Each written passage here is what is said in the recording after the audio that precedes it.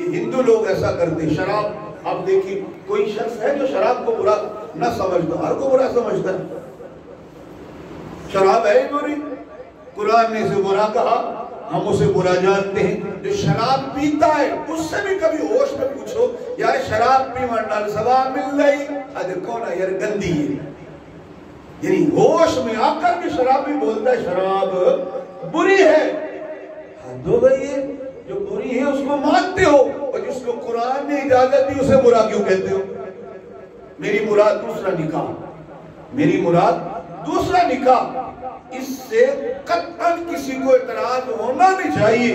کسی مرد کو, کسی وڈیرے کو, کسی دادا جان کو, کسی نانا جان کو, کسی مامو جان کو, کسی چچا جان کو, کسی دادی جان کو, کسی ممانی کو, کسی چچی کو, کسی جناب عورت کو بالکل اعتراض نہیں ہونا چاہیے. میں بات عرض کر رہا ہوں زاویہ طریقے حقوق کا موضوع الگ ہے.